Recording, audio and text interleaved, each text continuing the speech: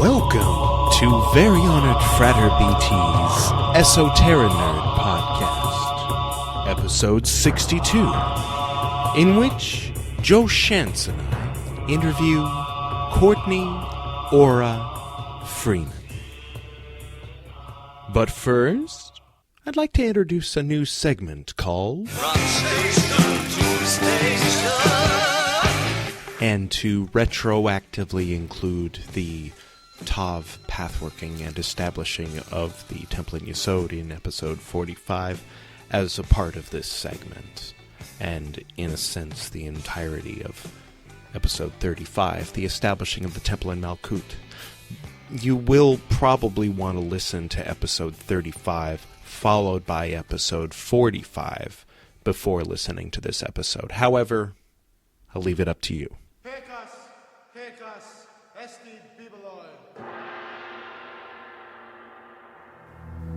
Before you upon the altar is the 20th key of the tarot.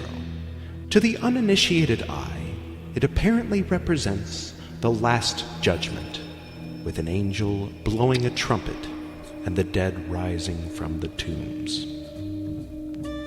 But its meaning is far more occult and recondite than this, for it is a glyph of the powers of fire. The angel encircled by a rainbow, whence leapt coruscations of fire and crowned with the sun, represents Mikhail, the great archangel and ruler of solar fire. The serpents which leap in the rainbow are symbols of the fiery seraphim. The trumpet represents the influence of the spirit descending from Binah, while the banner with the cross refers to the 4 rivers of paradise and the letters of the holy name. He is also Axieros, the first of the Samothracian Kabiri, as well as Zeus and Osiris. The left-hand figure below, rising from the earth, is Samael, ruler of volcanic fire. He is also Axiokersos, the second Kabir, Pluto, and Typhon. The right-hand figure below is Anael, the ruler of astral light. She is also Axiokersa, the third Kabir, Ceres, and Persephone, Isis and Nephthys. She is therefore represented in a duplicate form and rising from the water. Around both these figures dart flashes of lightning. These 3 principal figures form the fire triangle and further represent fire operating in the other 3 elements of air, earth, and water. The central lower figure, with his back turned and his arms extended in the sign of the Theoricus, is Aral, the ruler of latent heat. He is rising from the earth as if to receive and absorb the properties of the other 3. He rises from the rock-hewn cubical tomb, which symbolizes the candidate who traverses the path of fire. The 3 lower figures represent the Hebrew letter Shin, to which fire is especially referred. The 7 Hebrew Yods allude to the Sephiroth operating in each of the planets, and to the Shem HaMephoresh.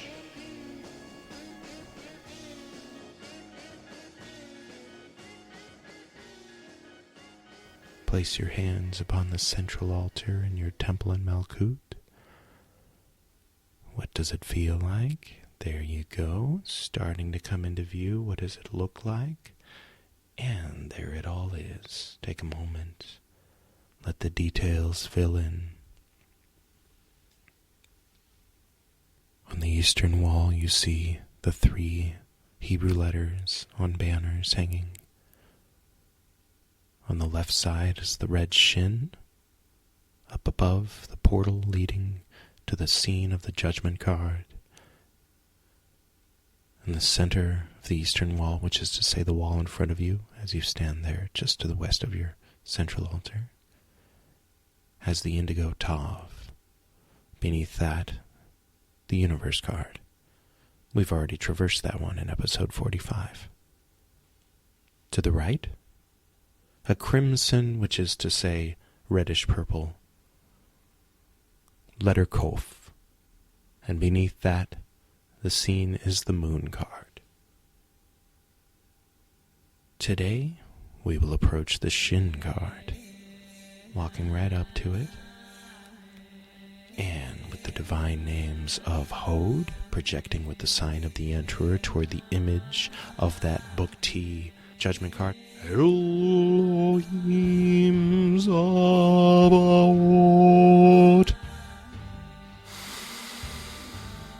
Mikhail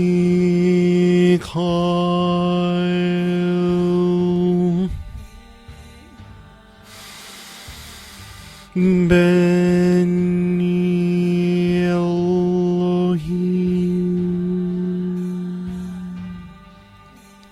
drawing a white letter Shin there in the portal.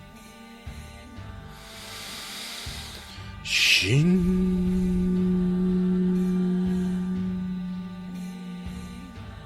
Sign of silence.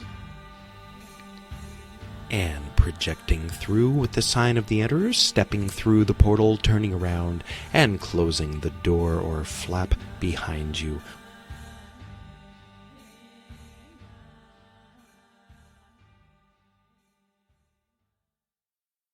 Darkness, total darkness. That is nothing yet.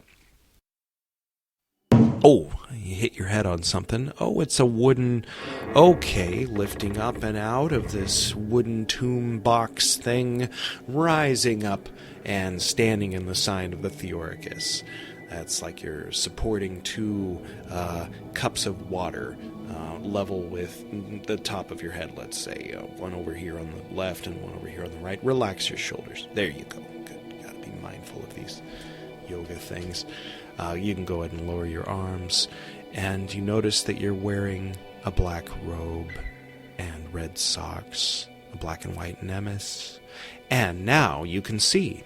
And so you look all around and you behold a great ocean of blue, a great sky of red with clouds, and there is a great rainbow shooting across the whole sky, and you see some kind of little critters flittering in and out of the great rainbow, and you see a very large green triangle. Oh, and your feet are starting to lift off. The more you look up, the more you aspire.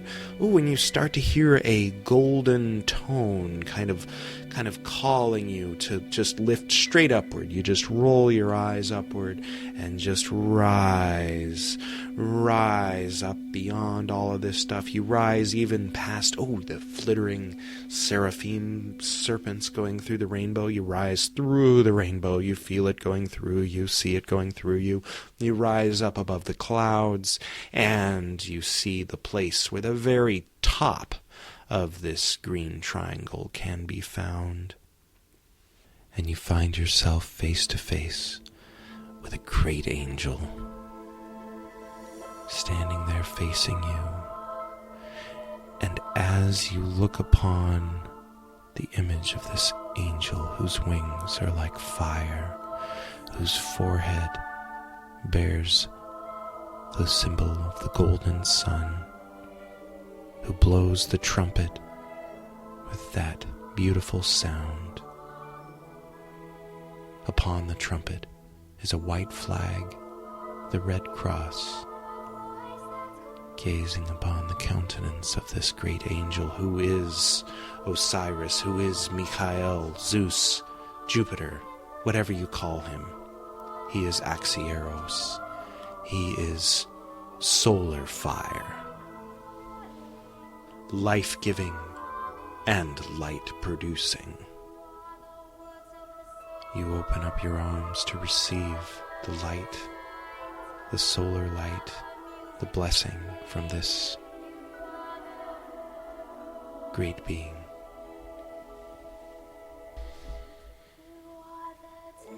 The angel bows his head. You thank him. And you look down, and you see the triangle, how it disappears into the clouds below. Down one way, you feel a certain energy, like a chaotic energy, a heavy metal kind of disharmony, many sounds at once. And then, on the other hand, you have more of a, like a classical music, Enya kind of feel. And, because of the mood you happen to be in, as well as the formula of the first entrance of the Practicus initiation, we're going to go ahead and turn to the left.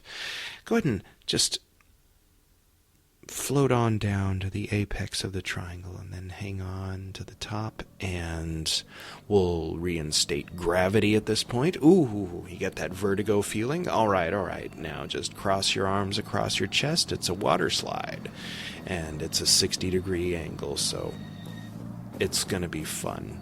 Just go ahead and let it happen. And as you slide down, you're sliding down past the clouds, past the rainbow.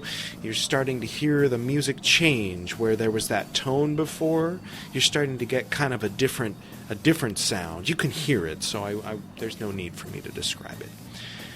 And you find yourself approaching the ground. You're surrounded by volcanoes and lightning and storm and thud. You hit the ground, and you lift yourself up. You look around, and you catch the eye of a bald man with black skin standing by a cauldron, a great cauldron of fire, reminiscent of the one outside your temple in Malkud in episode 35. You approach him, walking barefoot on the jagged volcanic rock. Ow! Ow! You approach him. He's a little scary. And you say, Hades? The man says, I am the left basal angle of the triangle of flame. I am fire, volcanic and terrestrial, flashingly flaming through the abysses of earth. Fire rending, fire penetrating, tearing asunder the curtain of matter. Fire constrained, fire tormenting, raging and whirling in lurid storm. And you think, oh, solar fire, volcanic fire, interesting. So stars and suns explode in supernovas, becoming planets, becoming magma. Somehow you feel like you can let go of anything that would melt in a river of lava. Also, you feel like the lava that can create, that is fertile ground once cooled. You thank him and you bow. And you walk on the green brick road. On either side of the green brick road is the jagged volcanic rock. You approach the ocean, and the green brick road continues. On either side is water. And sooner or later you look up and realize you're about halfway through. The apex of the triangle is high, directly above you. And you keep walking. We're going to walk all the way to the other side of the right basal angle, as it were. And you arrive. The music seems to have changed. You reach the end of the green brick path. And you are at the place where the green water slide coming down from Osiris would have come down had you come down that direction. Arising from the waters to your right, you see two beautiful women, sisters, but one is of pale complexion and one is of darker complexion. They smile to you. They speak in unison. We are the right basal angle of the triangle of flame. We are the fire astral and fluid, winding and coruscating through the firmament. We are the life of beings, the vital heat of existence. The one with the darker complexion grabs your ankle and pulls you into the water.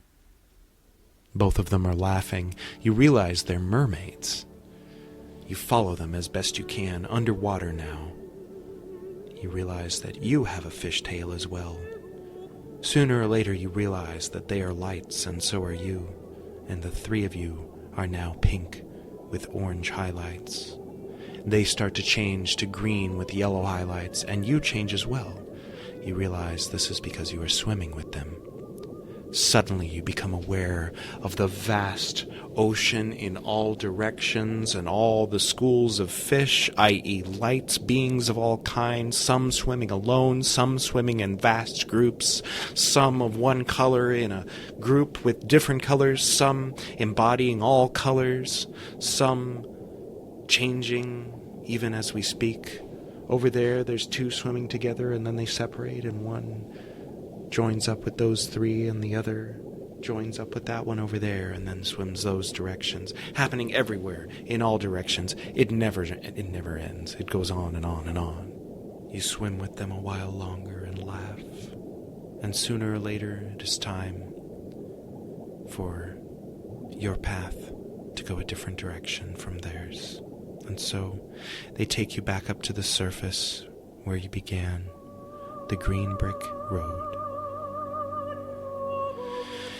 And you walk back, halfway back toward Hades. You see that black box that you had originally come out of from your temple in Malkut. You look up high and you remember what was way up there. You think, well, where else is there to go? And then it occurs to you. So you rise up off the ground and you fly way back to where you can look back and see the image of the judgment card. You see where you had stood previously. You would be standing there if you weren't here looking at it. It's an empty box right now. You get the idea. Over to the left, you see those volcanic islands. Over to the right, you see those two women coming out of the surface of the water. And high up above the clouds, above the rainbow, you see the apex of the green triangle, where the great angel or archangel stands or floats. And now, right in the middle, you notice something you didn't see before, a little orange light in the distance. And so you fly right through the center of the green triangle and toward that orange light. And when you arrive, you notice that it's a little tiny cloud, and on that cloud is a bright orange door, and on that orange door is a blue 8-pointed star. However you want to visualize it, that's correct. You approach the door, and somehow you know the particular knock to give.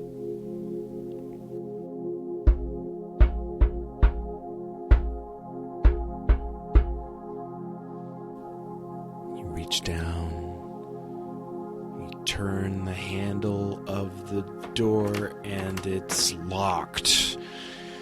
That's right, we have to pathwork the sun card before you can get into your temple in Hode. But you're halfway there.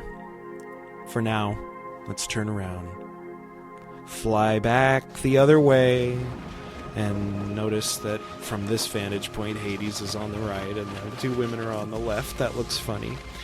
And we fly back through the triangle and down into the wooden box. Let's go ahead and pull the lid down on top of us. And we sort of roll back out into our temple in Malkut. We'll work on the landing next time. We'll get the hang of it. So we're back in the temple in Malkut. Our guest tonight, we were speaking recently about how one might work with Jupiter now that it's going direct. and I thought it might make for a good episode. But first, let's bring in our co-host, Joe Shantz.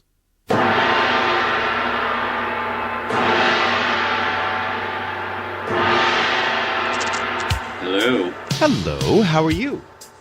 Great. How are you? I'm good. There's that clicking again. I wonder if there's anything we can do. Is it clicking? Wait, is it clicking now? Yeah. Oh my gosh. I'm really sorry. I don't know what to do. Well, I guess we'll just deal with it. Is it moving? Do you move it when... No, I'm not moving at all. So let me, so I'm going to go on mute for just a couple seconds and see if the clicking is still there. Okay. Okay, no clicking. Now... Okay, so that might be what we can do. Like, as soon as I sort of, finish talking, I'm going to mute.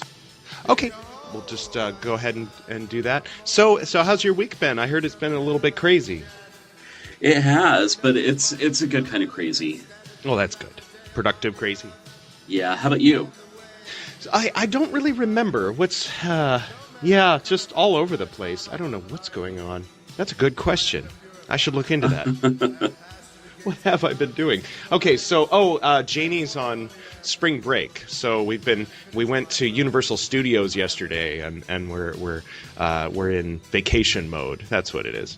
So do they have the Harry Potter? Did you go to do all the Harry Potter stuff, or is that in Orlando? We did. We went to the Harry Potter stuff. It was nice to see the castle, the school, Hogwarts. It's not quite as huge as in real life, I suppose you could say, but it's it's elevated, and there's this great ride inside of it. The best part was we went in, and stood in line and all that, and we got strapped in, and it was sort of reminiscent. It's like Haunted House squared, Haunted House cubed. It's like Haunted House on crack, like they're running with that model. So you're like, you're moving mostly sideways, and you're being held down, and then the thing starts winding you, whipping you around like ninja over at Six Flags or something. But sometimes you're looking at something that they've built, and sometimes you're looking at a screen, and you're wearing little goggles that make it 3D.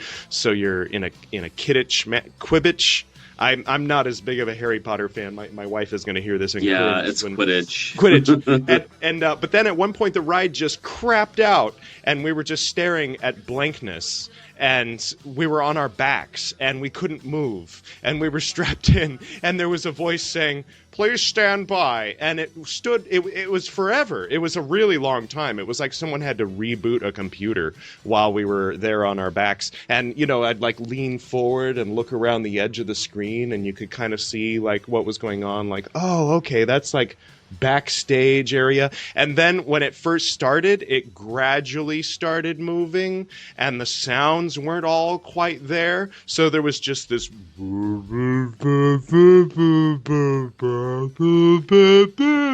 while we're moving in these weird random, motions, not quite as quickly as we're supposed to. So that was my favorite part of the whole experience. That sounds awesome. That sounds like when I first went to Universal, when it opened in Orlando, they had this ride that was like, they were promoting a movie that was like an earthquake disaster movie or something, and it kept breaking, and they kept having to reboot. So it really kind of lost that thrill of like, oh my God, you're in an earthquake and you're in Bart.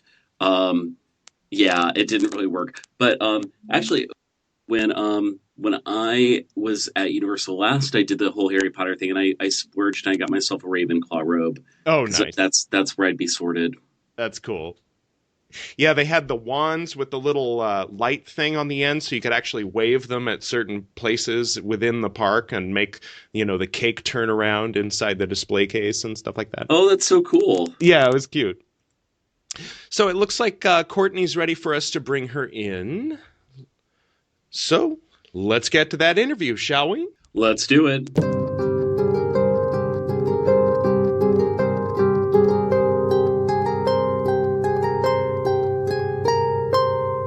Greetings, Sora. Welcome to the Esoterinerd podcast. Thank you very much. It's nice to be here. Hi, Courtney. This is my co-host, Joe. Hi, Joe. Hiya. And we're here to talk about Jupiter.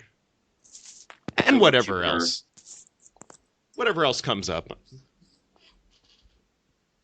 So, do you have any initial thoughts? Is Jupiter? I'm not as connected with everything as I used to be. Has it gone direct, or is it about to go direct? Yes, Jupiter went direct yesterday. Oh, good. Yes, I've been eagerly awaiting this moment. But we've still got Mercury. Maybe I should pull up some kind of ephemeris or Llewellyn's calendar. Yeah, I mean, I don't want to drag you into astrology. It's probably not your forte. Oh, well, it used to be. Oh, we love astrology. Yeah. We're good with it. Yeah, my dad was a little too obsessed with it, so I have that. Like, I grew up with him saying, "Sorry, I yelled at you, son. Moon was void, of course, you see." And so I have kind of like a negative anchor on it sometimes, but I'm very familiar with it. More or less, I just don't always know where the planets are at any given moment. Well, I should just go ahead and tell you guys. Oh, thank you. That I don't know very much about anything. Oh, good. Okay. Oh, you're in good company. We're all just making it up, and the audience is going to cringe. They're going to be like, "Oh, they don't know. Yeah, people are listening to this." Like, delete. Dumbing down the occult community. Yeah, I'm just consulting the internet as I go. Nice. I've got the internet. I got a few books around here. Yeah, I mean, I got to tell you, it's been so nice with all the resources that are out there on the internet, just because, I remember the old days where you kind of had to go through, and I'm really dating myself, but you had to go through those like giant ephemeris books and like really learn how to read those. And it was good being in an order where there were a couple of like really, really like serious experts in astrology who like taught me how to do that.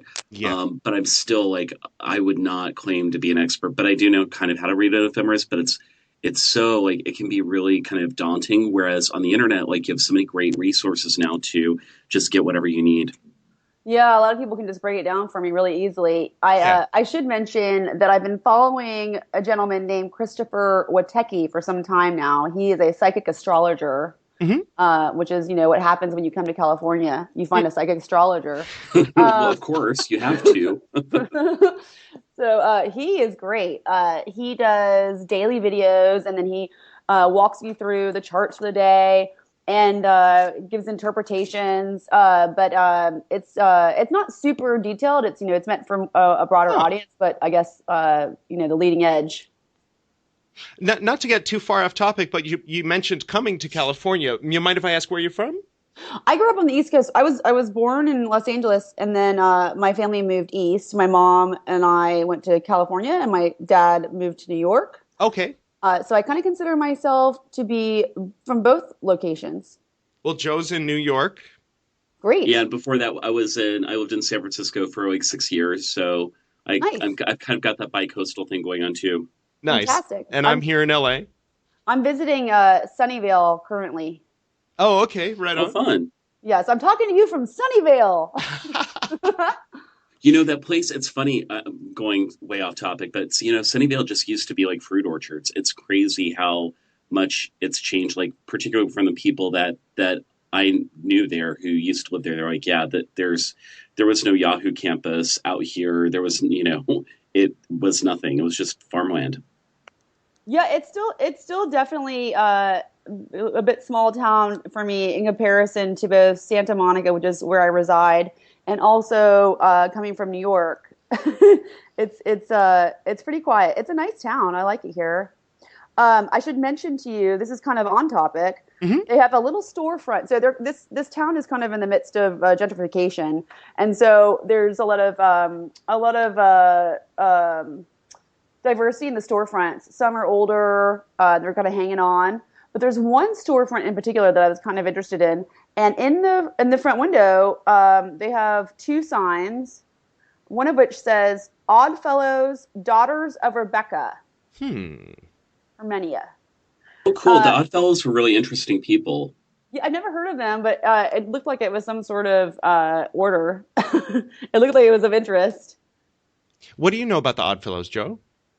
Very little, other than they were kind of in that kind of hermetic bent. I don't think that they were as and we're probably gonna get hate mail because I don't know what I don't know, but They I'll look them up. They were Hermetic-ish, like they were quasi-Masonic, but they also had a mystical bent. But yeah, it's interesting. I've never seen a storefront that kind of advertised that.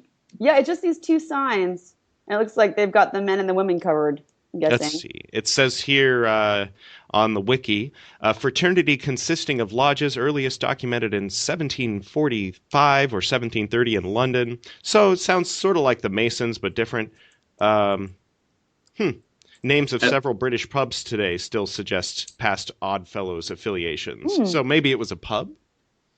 No, it's literally just a storefront with a curtain, and then in front of the curtain, closest to the window, they have these two kind of posters, and one is the Daughters of Rebecca, and the other is the Oddfellows. Interesting. It is. I think so too. I mean, it's just this little storefront with these Rebecca two signs. is that the wife of Isaac? Revka?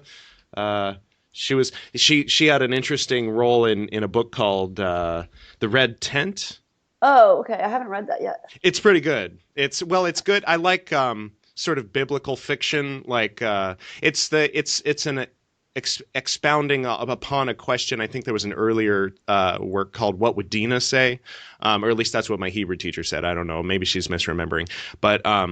It was basically there was those 12 brothers, Dan and Issachar and Reuben and Judah, the ones that became the 12 tribes, the names of the 12 tribes of Israel. Okay. And there was a sister named Dinah.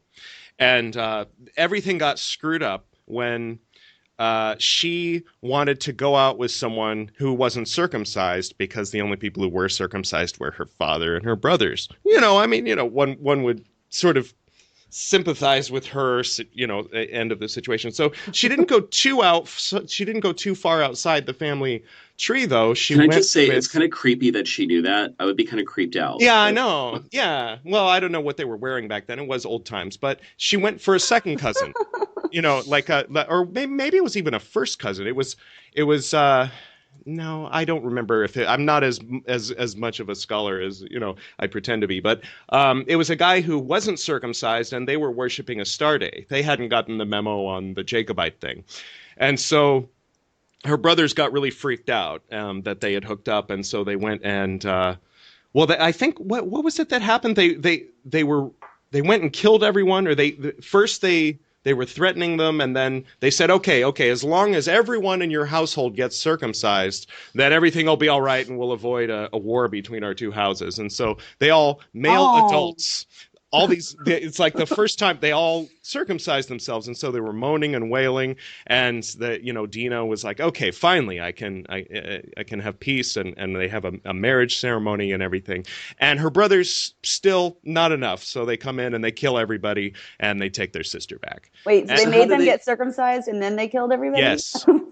And there is not one mention of anything that she said. It never says, and Dina said, and Dina felt like, what? Like there's nothing in the Bible at all. And so they wrote the book, The Red Tent, as an answer to the question, well, yeah, but what about from Dina's point of view? And so, that's basically where that's coming from.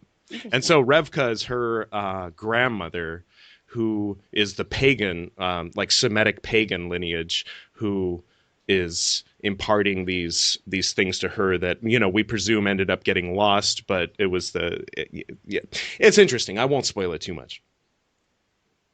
Joe, were you going to say something? Well, I just think I'm going back to the baser things. I'm like, okay, so you say you're going to get circumcised, but like, would they like lift up their man skirts to like show like what's up with that? That's just weird, and that's just weird. I was thinking maybe it was just common knowledge, because you would have a brisk when you're born, and maybe they didn't have a brisk. Well, there was the first one. Well, Abraham circumcised himself. And his son was Isaac. Ew. Isaac circumcised his son Jacob. Jacob circumcised all his sons. So what it was Isaac had where was there was a branch. There was Isaac's brother or his first cousin, I forget. But the one who didn't end up with the stick, someone got tricked. In the red tent, it was Rebecca that tricked Isaac into not giving the stick to the other guy and giving it to Jacob instead. Anyway, this has nothing to do with Jupiter. We're like, totally not hitting the mark slightly. Yeah, let's maybe we should get back to Jupiter. All right, I'll bring. Should I give you my reason for Yeah, being sure. furry? Certainly. All right. So, I've been hanging out with the Hanged Man. I'm in the spiritual womb, Hmm. going through a spiritual awakening, and it's been going on since about the end of July last year. Hmm. And I received a vision of Jupiter pretty early on, and it looked like a blueprint. You know, blueprints are gray; they're like gray blue tones, Hmm. and it's kind of monotonistic. It was like that, except it was a planet, and then it kind of went close up, and it zoomed in to the eye of Jupiter, and that's how I knew it was Jupiter. Hmm. So I've been kind of, just keeping an eye out for anything related to Jupiter that looks like something I should look into. So I studied the first lesson in alchemy, and I made a lemon balm tincture Nice. on Thor's Day with my Cool. lemon balm. Okay. So you know the basics. Well, really basics, right? And Yeah. then so from there, I've just been kind of keeping an eye out for what's going on. I started getting into tarot, and then I took a tarot class, and I was I was just doing a little research surrounding a symbol related. It looks like the symbol of Jupiter, and in the process, I came across a reference to the Golden Dawn, and I knew what the Golden Dawn was because of my tarot class, Hmm. but I didn't know anything really beyond that. Just that it existed and that they had that the order had subscribed astrological correspondences to the cards. Hmm. And then I came across this. It's the Greater Ritual of the Hexagram, Right. and it says that you can invoke Jupiter. And I thought, well, this sounds like what I need to do. Hmm. So here I am, and I have very little information. But Cool. No, that's actually a lot of information. oh, okay. Yeah. No, you've got like the whole map, and you just kind of need some stuff filled in. It sounds like. Yeah. So I yesterday I just kind of took a look at the planets. Somebody had posted on your Facebook page and said something about all the planets that are in retrograde. So I thought, well, I'll just take a look. I had looked at my natal chart and to see where the Jupiter transit is. Then it was in Taurus. We've got a little ways off. That's 2023 before that's going to happen.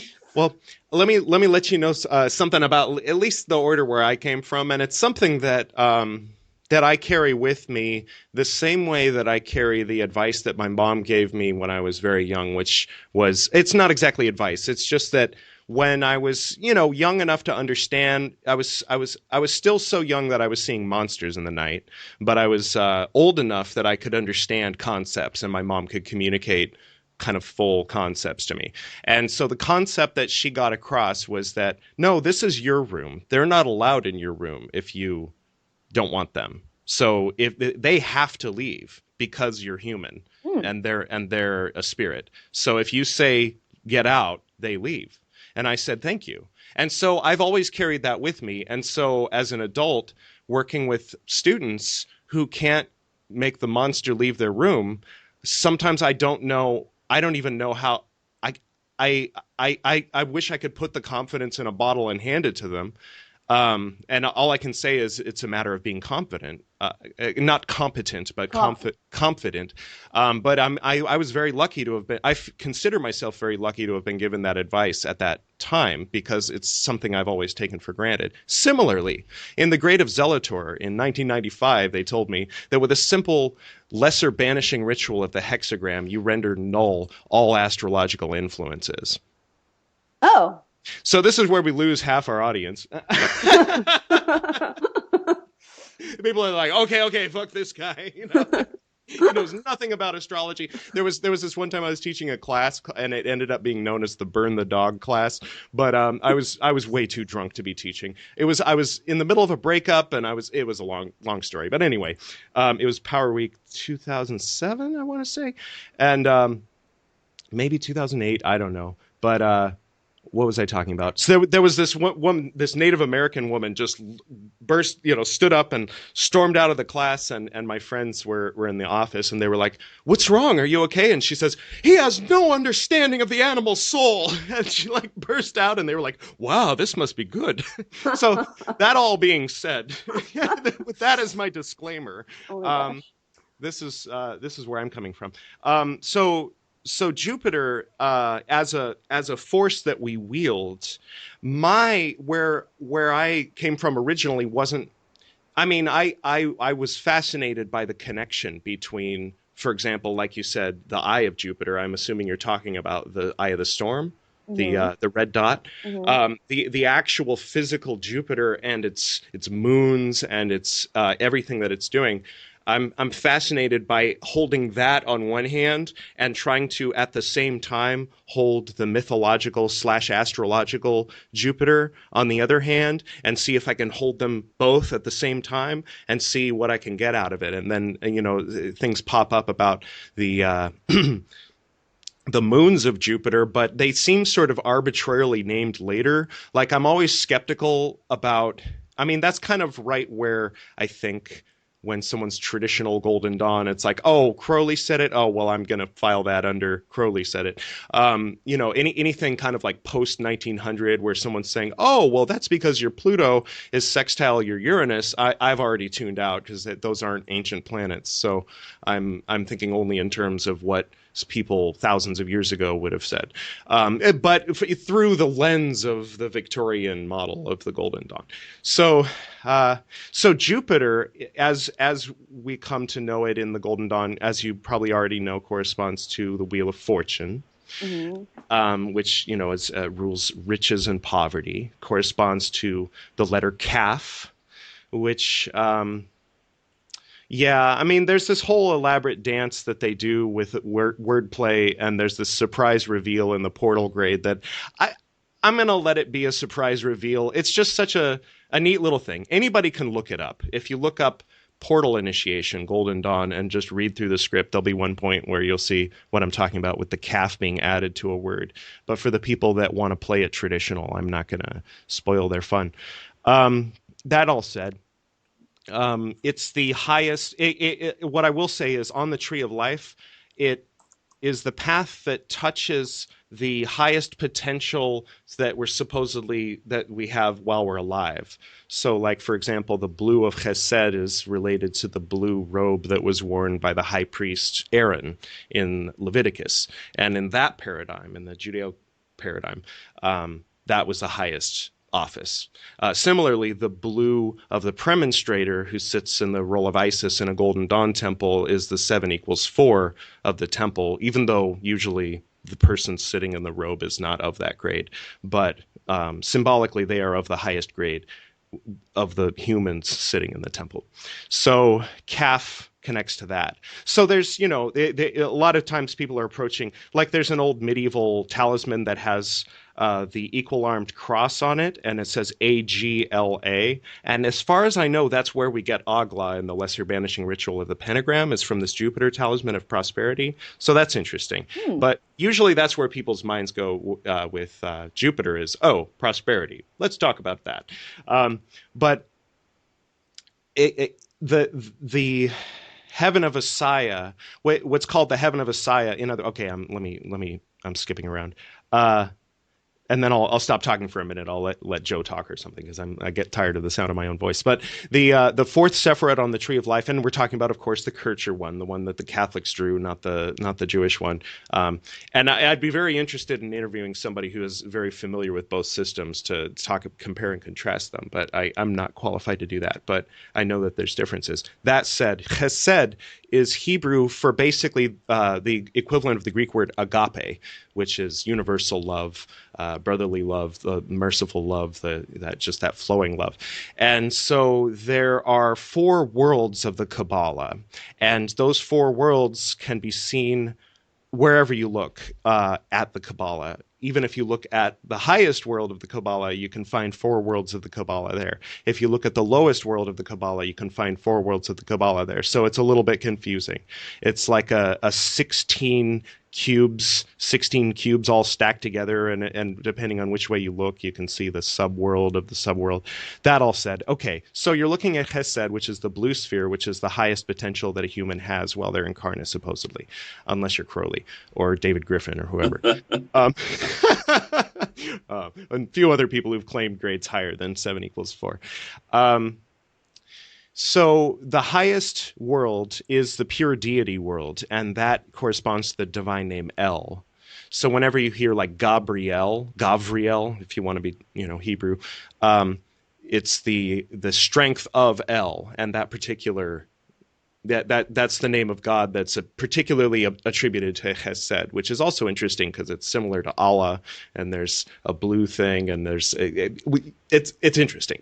Well, and it's also really an interesting warning about that whole nature, because you sort of have, the 2 letters Aleph and Lamed correspond to ox and ox goad. Yes. And so the ox goad is the thing that like keeps the ox, like if the ox moves too far to one side or the other, it's going to experience pain. So it kind of keeps it on the straight and narrow path. And, it's still, the ox is Aleph, which is like the high, the closest letter to divinity. Mm. And, so you get some really interesting things there. I think it's a big warning, because I think that if everyone wants Jupiter because everyone wants prosperity, and isn't it all great, but it's prosperity of everything, meaning that like, it could be prosperity of sorrow, or prosperity of, people giving you chickens, and you're just like, I can't deal with all these chickens. Like, what am I going to do with them? I don't have a chicken coop. Like, it's not helpful to me. It's very expansive. Yeah.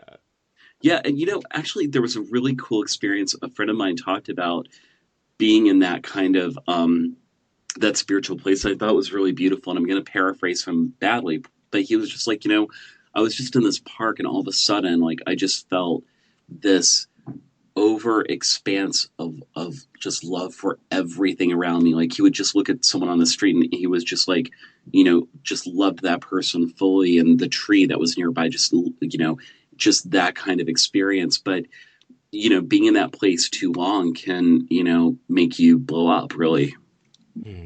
Interesting.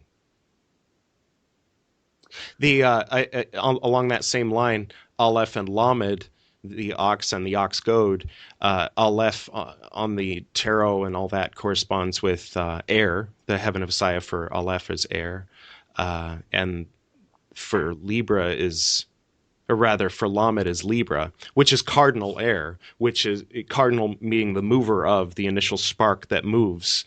So, I mean, it's built in. It's interesting when you find things that kind of confirm the, very interesting correspondences that are given to us through the Golden Dawn system, where you have, the tarot and the Hebrew and the elements and the astrology and the gods and everything all line up in one little neat system, and you're like, but then it's like, when something is like, that overlaps.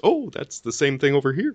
It's kind of interesting. But so that's El, Aleph, Lamed, Air, Libra, Ox, Ox goad. But it's the divine name El. But the thing is, it's in the context of the whole tree of life. So it's opposite on the other side of the tree of life. The opposite of El is Elohim Gibor, which is the strength of Elohim. And then Elohim, of course, is both masculine and feminine, both singular and plural. So it's neither here nor there. It's kind of where the word non-dual gets used in the East. You can find something similar there in the word Elohim, because is it feminine? Well, yes and no. Is it masculine? Well, yes and no. Is it plural? Well, yes and no. Is it singular? Well, yes and no. It's one of the names of God, and it's very interesting that way. So the strength, the power of that is its equivalent on the opposite side of the tree of life, and that rules over Mars. So that's kind of the relationship there. Well, people think about Mars as being like this massively strong force, and it really is. But Jupiter's actually even, thinking about again the tree of life, it's even more than that. Like Geburah doesn't exist without Hesed, and Jupiter is kind of that same way. I think that people think there's an underestimation of just the raw power that Jupiter has sometimes, and it should be treated with as much caution, I think, as Mars. Yeah. If not more. So the next world down, so that's the world called Atzilut, which is the pure deity of the sphere of Chesed. The next level down is Bria, which is the world of archangels and archetypes. And it's supposed to, one way it's described is as, again, as in Chesed is the highest we can attain to while we're human, Bria is the highest world we can comprehend while we're human. We're usually thinking in the next world down, which we'll get to. It's called Yetzirah. But when we meditate and we aspire and we let go of the mundane things and we allow ourselves to, then we can experience Bria. So that's where Tzadkiel is found. A little bit of linguistics there. Tzadek means Jupiter in Hebrew. It also means righteous. And Melchizedek is priest and king. Malchi or Malka being, or Melech. Well, there's angel and king and queen, all are very, very similar, but Melchizedek is basically the Melchi part is king. Tzadek is the priest, but it really means righteous one, and it actually means Jupiter. So Tzadkiel, God, or El, is my righteousness. When you put a yod at the end of a noun, it makes it first person possessive. So Tzadkiel is an archangel whose name means God is my righteousness, or God is my Jupiter. So that's Bria. The next level down from there is the world of the choirs of angels, which Chashmalim. Do you have anything about Chashmalim? I used the fact that it sounds like hash as a way to memorize it, but other than that, I've got different color scales I can work with, but I don't have a whole lot on them. Have you worked with them? I really haven't. Yeah, me either. I've invoked them. I've visualized a lot of blue angels of Jupiter, but I couldn't tell you much more about them. I don't even know the meaning of the word Chashmalim, other than that it's plural at the end. But anyway, okay, so that's that. And then the heaven of Asaya, or heaven of Asiya, if you're speaking Hebrew, which means world of action. Okay, Olam Asiya means world of action. Oseh means make or do. So if you're making bread, you're osaying bread. If you're looking at the infinitive of that verb, it's Asiya. And so that's called action or making or doing, specifically usually talking about bread. And then, so the world of Asiya is the world of action, which is usually referred to as the physical universe. And on that level, what they call the heaven of Asaya is Tzadek, which is the planet Jupiter. So there you have Chesed. And so the relationship between Chesed and Jupiter is said to be like, if Chesed were an infinite plane, Jupiter is like a dot on that plane. That's really beautiful. I like that. Yeah. And then I've always thought that the fact that the path leading directly down from Chesed is the path ruled by Jupiter, or the Wheel of Fortune, and it leads down to the Sephirot Netzach, whose heaven of Asaya is Venus, it kind of reminds me of the drop of blood or spittle or semen falling down off the cliff from Jupiter or Zeus or whatever into the ocean and foaming up and making Aphrodite or Venus or whatever. Right? Anyone? I'll put in some crickets. Oh, okay, you guys. I feel like I heard you talk about that on the last podcast I listened to. You're like, yeah, no, this is old material. Me too. But but it makes sense. Like if you think about like the different aspects that you have present, and I kind of, and I'm using these things interchangeably, and I just want to acknowledge like Jupiter to Chesed because they're like natures in a lot of ways, and like with Netzach you have sort of that derived, there's this derivation of all the stuff that's in Chesed, which is all, there's that infinite love kind of thing that people really like about Jupiter, and you get a much more lusty physical kind of love down in Netzach, and in when you think about Mars and you think about Geburah, you kind of get like all the power that's really present there as well. And then, you can kind of do that with all the different, connections that Chesed and really Jupiter have. Yeah.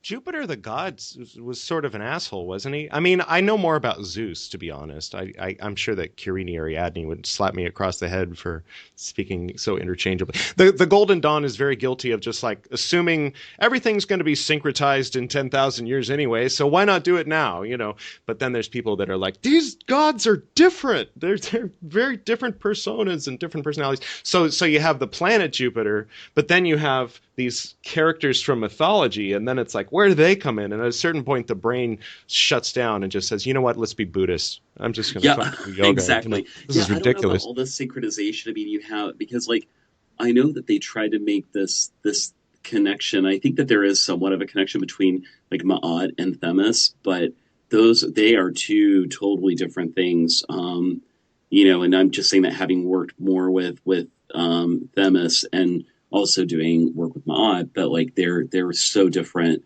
Although you can kind of see, okay, well, there's this fairness aspect and that legality aspect that's that Themis has that Ma'at also has, but it's also, you know, they each have their own domains that are larger than, you know, like there's an intersection, but you know, it's not the same. So I'm sure that there are people who do who are devotees like Egyptian specific. Oh my God, it's not Zeus. Yeah. Yeah. If someone's Egyptian specific, like, you know, I got some friends in Africa that kind of want to pull, you know, maybe get some of the Greek out of the Golden Dawn and leave the African, you know, so that they can kind of bring that out, sort of similar to like the way that the CSS was trying to extract the Voldemort out of that influence out of the grade material in order to recreate itself.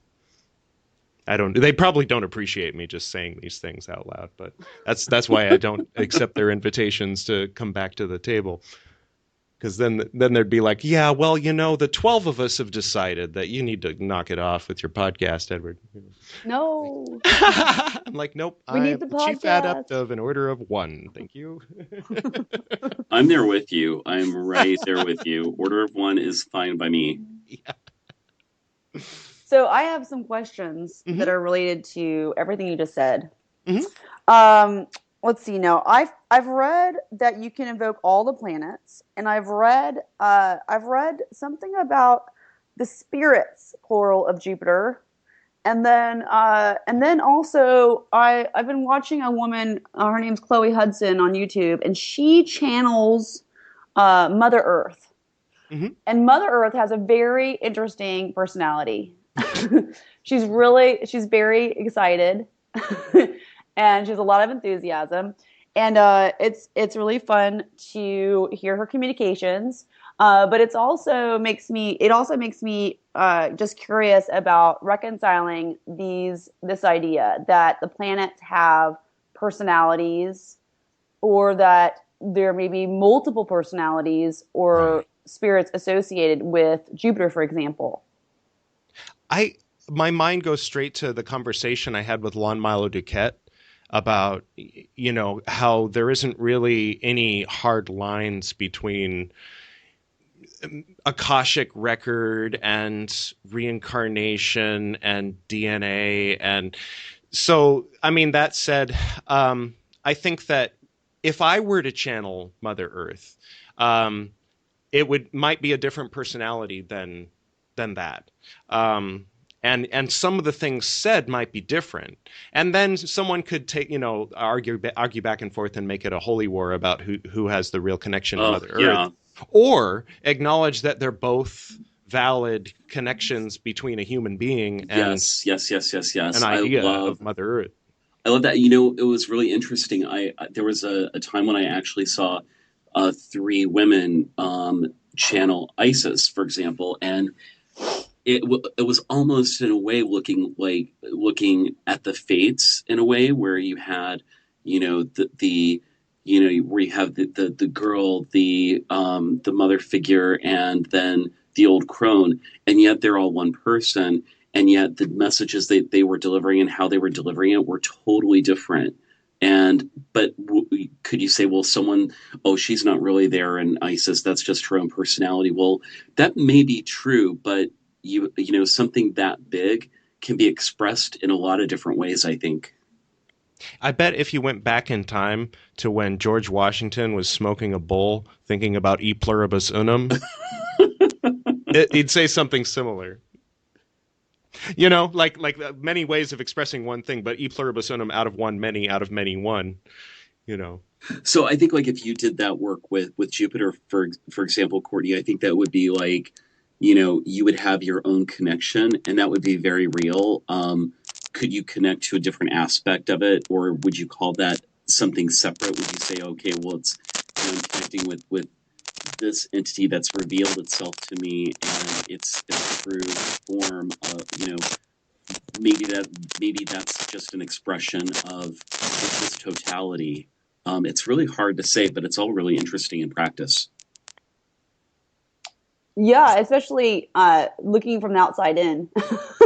It sounds very interesting. Yeah.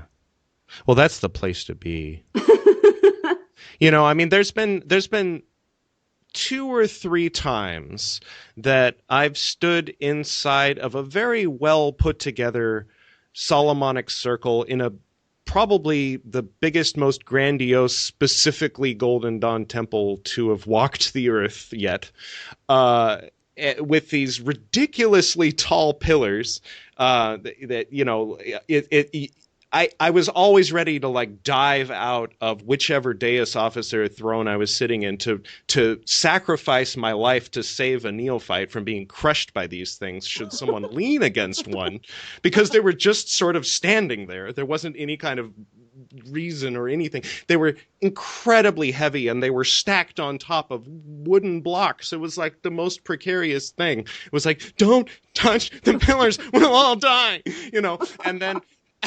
and then everything's set up perfectly. Like, sometimes we'd have the watchtowers there in their macrocosmic elemental positions instead of the microcosmic ones, which are according to the elemental positions of the lesser banishing, or the pentagram rituals rather than the lesser hexagram rituals, for instance, all to invoke Jupiter on a Thursday on the hour of Jupiter in order to consecrate the most beautiful fucking talisman you've ever seen, made out of tin and painted and just ornate and beautiful, and there's Jesus on it for some reason. And all I wanted was to be somewhere else right then, because I didn't want to be there. I really had other things I wanted to do.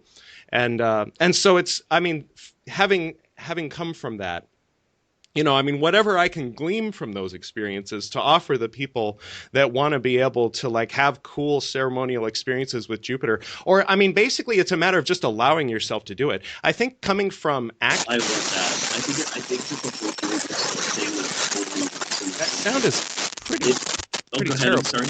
Oh, the sound that. We're getting like a. It's worse than usual. Yeah, it's the crackling sound. It has ended now. Now it's over. Yeah, now it's good. Yeah, because I mean. Oh, it's that. Oh, because you hit mute. That's what it was. Crap. I wonder what we can do. You know what? Keep going, and I'm going to basically reboot. So yeah. Okay. Okay, sure. so I have some questions I'll ask you. So I'm just thinking to speak to the prosperity element of Jupiter. Mm-hmm. I'm familiar with that. I understand that it does kind of have an element of expansion. So as Joe said, it can expand the number of chickens you receive that you don't need. But also I read that it is expansion of illumination.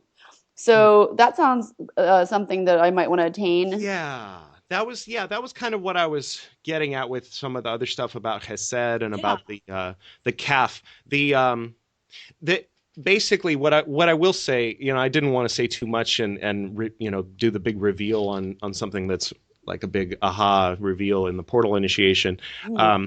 But basically, calf corresponds to spirit, and the reason why the purple veil that Sandalphon or Isis in the universe card or the world card, it makes a calf. The veil makes the shape of the letter calf, and on the back in the center of the back of the the equal-armed cubical cross, which is the key into the universe card, is the letter Kaf.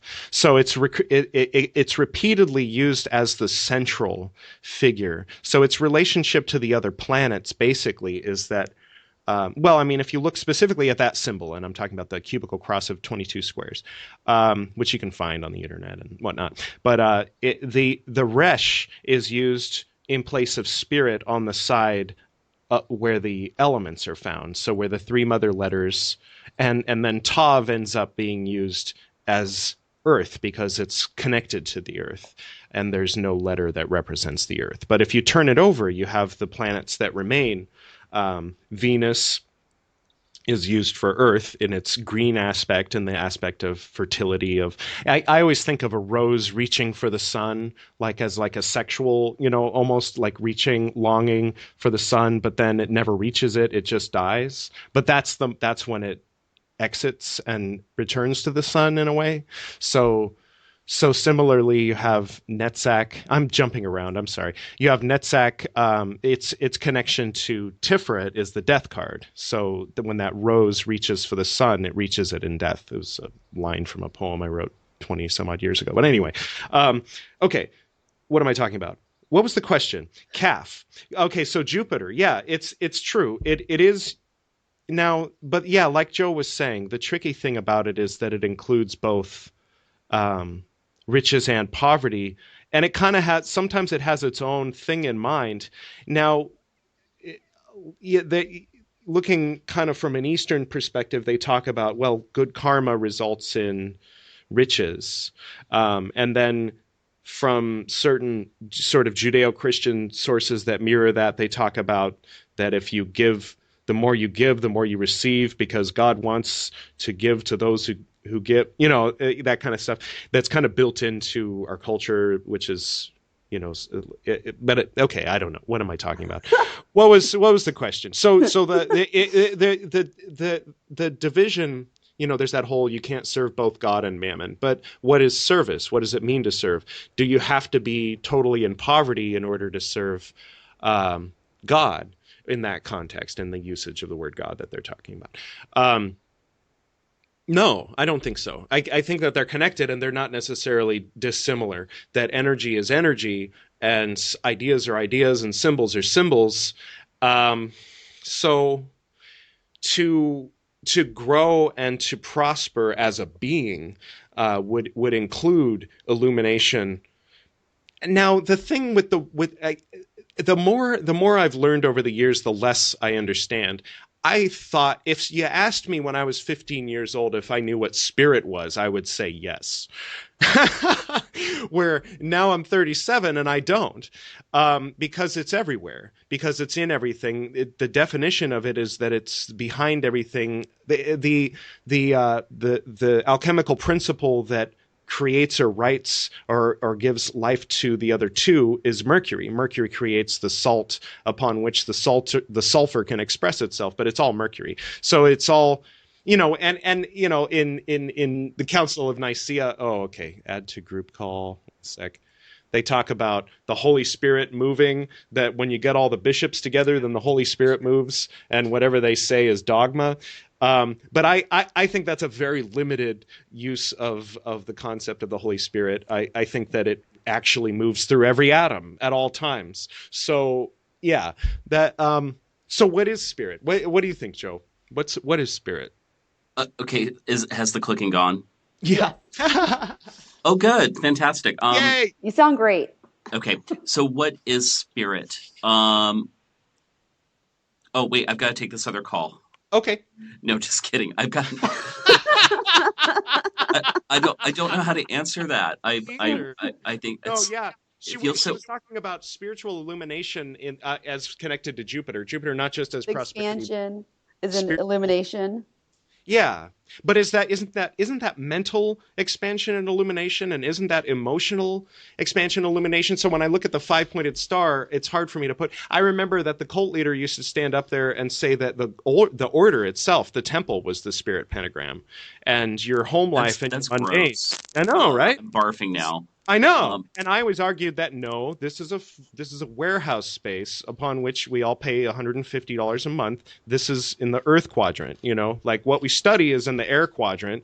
Our relationships with each other are over here in the water quadrant sometimes, but what's spirit? What is spirit? I've never had it. I think it's the definitionless. It's the silence, like the that we don't notice because it's so all pervasive. It's funny. Like the only way I can describe it is just a feeling, which is really weird. But I remember when I was with a different order, and they did the portal call, and I felt that same kind of like expansive tingly feeling. That's then I can say, oh yeah, okay, spirit's present now. Like it's here. But to say what it is, wow, I have no idea. Well, I guess DMT is the closest definition that I have in that context, because I mean, just based on what I've read about how they speculate that that's what was happening when St. Paul saw a bright light and fell off his horse, and that's what people see when they experience the blue tunnel of death, or any of these religious experiences, the Kundalini rising. It's all the endogenous, the DMT that's produced in your own brain being released, and all this stuff, and I mean, so for a while I guess that's my definition, but I don't think that's a very good definition either. I think that's just that's the physicality of the experience of a spiritual awakening. I mean, we have so much going on in the brain. We don't get it. I mean, that's the brain is probably the most interesting thing in the universe, as far as I can tell. Much more interesting than the stars. I think the stars are just easier to wrap our minds around. I love that. Yeah. Yeah, no, but so spiritual illumination, I'm for it. All right, what about this? What about mercy? Where does mercy play? Yes, mercy. Do you have any thoughts, Joe? So, what's the question? Is mercy, like, can you access mercy through Jupiter? Well, I just see here on the Tree of Life that mercy is associated with Jupiter. So I'm just curious about what that consideration is in respect to our conversation. Well, so like I think the word Gedula, which is another word for Hesed, means kind of like I think it's translated as mercy, but it's also like loving kindness. It's like kindness, compassion. So they're different sort of like, when you start talking about like Old Hebrew, like what it all really means, and like the connotations of it. It's not always so cut and dry, but I think it's kind of what I was maybe referring to with my friend's experience of Hesed, where it's this whole like just really expansive love for, unconditional love for everything around you. And if you have that, like, then you're not going to, someone like just maliciously stomps on your foot.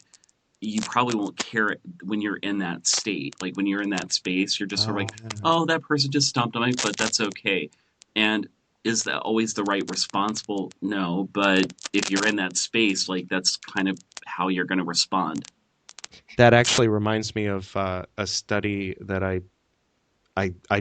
couldn't point right to it, but I seem to recall reading, and I don't know how reliable this data is. But anyway, so take it with a grain of salt. But I had read that that when oxytocin is present in the body, one of the effects is it inhibits the amygdala arrest response. So, in other words, and that one of the negative effects of that is that if you really, really love him, you don't care that he hits you. Basically, that the fear and terror gets overridden. You can't even really remember it. It gets the memory gets stifled by that's interesting. the oxytocin flood, because you can't access those terrifying memories in the amygdala and feel that kind of love you feel when you're petting your cat at the same time. Maybe you can, but I mean, I thought that was very interesting. Yeah, I mean, it gets into one of the dangers of that whole space, which is why, that middle path is a lot, it's more helpful, particularly in like a Western mystical context, because there are times when someone's being a total douchebag, or they're hurting you, or they're hurting people around you, and you need to say, you know what, this needs to stop. And that, like, once you say that, you're out of Hesed.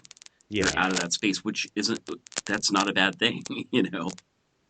Yeah. I mean, otherwise, it's like, oh, it's all love. Like, what that person's doing, like him hitting that person, that's love. It's just love expressed in a different way. Right. And that's the language of Hesed, it's unbalanced. Osiris stands with a crook and a scourge. In that context, he's ruling by either, he'll use the crook to move his sheep around, and he'll use the scourge to whip them if they get too far out of line. It's kind of a primitive way of putting it. I like the I posed and had my wife pose with the lotus wand of the sword as like the Golden Dawn equivalent of that, crossed over the chest, like you can do bad things with a lotus wand, but in this context, emphasizing that it's the lotus of Isis, at the top, expressing in this rainbow, all the way down into manifestation with the left hand, and then a sword with the right hand. So don't fuck with me. And then, I like to think about, do I have the sword on the outside? Is it that I'm in a place of defense, ready to spring forward with the sword to protect, and I'm using my left hand and these subtle forces of the universe and the rainbow on myself? Or is it reversed? Do I have the sword to myself for self-discipline? Am I saying, damn it, you're doing yoga. You woke up, it's time to do yoga, and manifesting things on the outside with the left hand. So, I mean, there's all kinds of little considerations in OCD you can get into, and when you go down the rabbit hole of Golden Dawn, practice. Yeah, and I think the other thing, getting back to some of the Jupiter work stuff, and I know we're kind of like going all over the place, and I apologize, but like stuff's coming up, and I'm like, oh yeah, I should probably bring that up. I think doing like really, really seriously strong, like personal banishings to like really clear yourself. Maybe do yoga, maybe like whatever like gets you in a really clear state, and then start to bring in the things that you want to, invoke, like. Maybe you're doing Jupiter work for financial prosperity, or maybe it's spiritual prosperity, or whatever the thing is that you're going to bring in, like really have that clear, and then bring the Jupiter stuff in. So it's like a clear, like, you're going from nothing to the focus of the work to then like bringing it all in and bringing it all down and into manifestation. And then closing the door afterwards. So like none of your, like any negative thoughts that come up are like wiped out, like they don't exist. So are you imagining, is this a meditative state where you're imagining what it is that you would like to correspond already happening? Yeah, I mean, you could do it a couple different ways. I mean, you could do it just as meditation. I think you could make your declarations, if you're thinking about it from a ritual context, you could actually just declare very clearly like what it is you're bringing in, like you're just vocalizing it, which really does help, that I think. But I think you could totally just, or even it's a feeling, just like feeling, like financial prosperity, whatever that feels like to you, if that's how you, if that's how these things work for you. It could be just visualization. It's just whatever kind of works for you, like really having that focus, I think is really important. My mom has all these goal sheets from the late 80s and going to meetings and those inspirational speakers and talking about how to visualize things. And so there's always a picture of herself in a bathing suit looking really thin, or a model that's wearing a bathing suit, looking good in the bathing suit, and then a yacht. So she'd find a picture of a yacht and cut it out. So those are her goals. All right, I made a vision board for the first time. Nice. Just I think last month. But I created it, and I have it just all over the wall in my office, just up and down the wall. I mean, it's not huge, but then I kind of stood back and I looked at it, and there's like 3 different bathtubs. Then there's a water with a yacht. I mean, it's very watery. Nice. There's a lot going on with the water. I thought it was kind of amusing because I am a little bit of a water baby. Chesed is very watery. El is also the divine name used for water in a lot of contexts when you're working with elements. So there's some crossover there. I'm a Cancer with a Pisces rising. That makes me think of the moon card, the trine between Cancer and Pisces. What was it? The Cancer is well into or increase when the moon is in. I forget what it is. There's a line from the Philosopher's Initiation. I'm forgetting. I'm a little rusty. Oh, but that brings me to some other questions. So Mm-hmm. you told me that I could throw out all the planetary positions because it doesn't really matter. But Right. With the BRH. Oh, okay. So that the lesser banishing ritual of the pentagram, and then the banishing ritual of the hexagram follows it. So once you do the banishing ritual of the hexagram, basically what you're drawing in the four directions is a representation of the 7 planets together in one symbol, that symbol being the hexagram, in different permutations. So each of the 6 points are the 6 extreme planets, the ones that correspond on the tree of life with Binah, since there's no dot. So that's Saturn, and then Jupiter over in the place of Hesed, Mars in the place of Gibura, and then down below Venus, Mercury, and the Moon. But the whole thing is brought together into a solar symbol. And then so you're drawing that solar symbol in all 4 directions, and while you're doing that, you're vibrating Aura Rita, which is a Hebrew notoricon for 1 is his individuality, 1 is his identity, his permutation is 1, something like that. And so, everything is 1, the planets are all 1. I'm proclaiming it in this solar symbol around me, which I can do because I just did a lesser banishing ritual of the pentagram. Therefore, Mercury retrograde, whatever. Although it affects you in that it's on the news feed. Other than that, it doesn't affect you. Now, are we talking about the the invoking hexagram stuff yet, or are we not yet? This is all prereq. Yeah, I think that the point is really right on about the LBRP. I think people really kind of discount it because it's so widely used and it's like one of the first things you learn in the Golden Dawn. But I think so people skip it. But like that whole visualization of where from the perspective of standing on top of the universe and being the entire universe, that puts you in that position of power, like that. So it's really important. Yeah. Yeah, and it's like what I was relating to before about my mom having told me, the monsters can't stay in your room. So having been told, the BRH makes Mercury retrograde go away, that, sometimes people go, no, it doesn't. And it's like, well, that sucks for you to live in a world where you have to deal with that, where you really think that you don't have control over your own mind. Yeah, I mean, and it gets back to the whole theory that that you as a person are you're an entire universe. Yeah, and you can get it organized.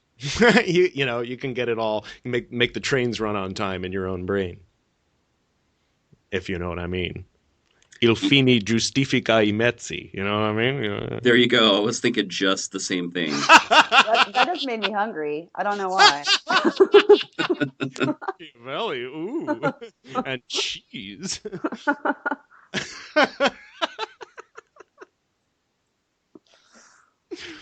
Oh, that's fun. All right. So I also read that it's complementary to do this while the moon is in Sagittarius. That's true. Sagittarius is ruled by Jupiter. The color is blue, where Chesed is blue. Purple, technically, in that context, in the same context in which Sagittarius is blue. Purple is the color of Jupiter. But it's the day house of Jupiter, so Jupiter is certainly in its strength. The moon being in Sagittarius, in a place that... So your subconscious mind is resonating with day house Jupiter, basically, automatically. So it makes it really easy to invoke Jupiter. Where if it was in Mars, or if it was in something more Martian, like Aries, then that just means it takes a minute. Like in the Golden Dawn, some certain teachers of mine would say that we don't vibrate these divine names 100 times at the top of our lungs because God isn't there and then he is there after we've invoked him. It's that we're not connected, and so we blow through these vibrations, we blow open the fuses of our own consciousness so that we can experience L by vibrating L however many times. So similarly, whatever you were just saying, shoot, I lost track. Well, here's another question. I was asking about the moon in Sagittarius, but Oh yeah. So yeah, it helps, but it's not necessary from the point of view of a magician who can get from one state of mind to another. And by the way, this is where there's an interesting connection with Scientology and with acting. Not talking about like not talking about all the corruption and bad things within Scientology, just the training. And someone who's an actor who maybe got good training or is a natural actor is already a magician and can do all these things already, and they know it. So yeah, so if the moon's in Sagittarius, or if the moon's in Aries, imagine being in a world in which the moon was in Sagittarius, and so it is, and then you can do your ritual, basically. Okay. And then what do you think about I was of the impression that Jupiter is associated with both Cancer and Pisces, but maybe I think that some people believe that that's outdated and that Jupiter is associated with Sagittarius. I had never heard that it was associated with Cancer. I had thought of the moon as being the planet. Mm-hmm. Well, obviously it's not a planet, but an ancient planet associated with Cancer. But Pisces is the ninth house of Jupiter. Mm. Have you heard anything about the moon or about Jupiter and Cancer, Joe? No, yeah, I'm kind of like I revert back to my old training. Oh God, it's all back. The thing about Cancer to me is that I always think of the person that's a Cancer, because I've got a Cancer rising, and I know a lot of Cancers and stuff, and so that they're, it's like that crab where they want to be loved and they want to be like, they're very squishy inside, but they've got the hard, crusty exterior sometimes, and they can get their claws out if they feel threatened. And that feels like the moon to me, because you've got that like dual nature. Yeah. I mean, you have a dual nature in Jupiter, but like it just feels more lunar to me than Jupiter. But if once you like really know Jupiter and you get to Jupiter by like the whole like Cancer thing, then by all means, like whatever gets you there. Yeah, fortunately, we're working with the speed of thought, which is a lot quicker than light or gravity, so we don't have to slingshot our way across the solar system or time it just right in order to invoke Jupiter. Great.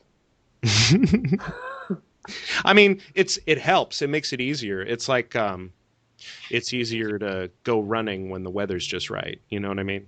Oh, it was really funny. Like I would sit there when they would. So the one thing our order did really well was that they made really good incense.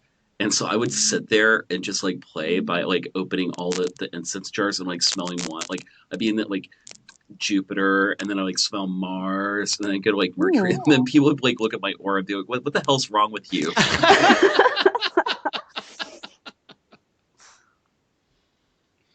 That's fun. So what about what not to do? Any cautionary tales, concerns? Don't vibrate agshakalot.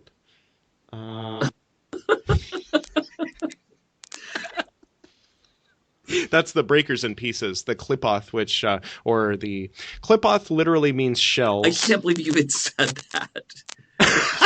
You're insane. That's practicus advice. They I love you, but you're insane. We went over all of them in the previous episode. But anyway. Yeah, no, that just, it means breakers in pieces, which is it's interesting to know about because it's the evil side of Hesed, which admittedly is not exactly Jupiter, but it's very much related. So it's expansive, yes, but when unbalanced, when not tempered by all the other, let's say, planets. So Mercury, you have like the intellect, the communication and travel and getting across town and making sure you get your oil changed and stuff like that. And Luna, you have what about my dreams? Am I listening to my subconscious? What my inner child? My desires. Make sure. So I mean, sometimes on a spiritual path, a guru or someone will come along and say, or even in Buddhism it says, oh, well, get rid of your desire or stop desiring and everything. And it's like, well, what do you do with that? And if you come from a Christian background where they're trying to make you feel shameful for touching yourself or something like that, and then then you add a layer of Buddhism on top of that, and it starts to seem normal. Okay. Yeah, the dog is not happy about you talking about this. Actually, it starts to seem normal to repress these forces and just say, okay, I'm going to invoke Jupiter and not Mars and not Venus and not Mercury. So that would be basically the warning, right? Would be, don't forget about the other 6 ancient planets. Yeah, the way I actually even think about that is that there's that expression where people say, I'm being pulled in too many directions.